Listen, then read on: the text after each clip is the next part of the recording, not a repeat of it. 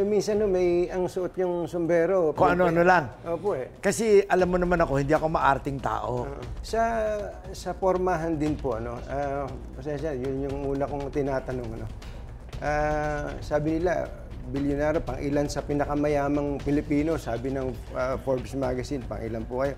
Pero ang pormahan nyo, palagay ko, minsan pagka medyo nabihisan ako ng misis, mas mahal pa yung suot ko kaysa sa inyo. Eh. Bakit po ba ganun ang style ninyo? Okay, ang buhay natin dapat, huwag natin isipin yung pera-pera kung magkano pera mo. Ang kailangan natin maalala, kung gaano karaming tao matutulungan natin.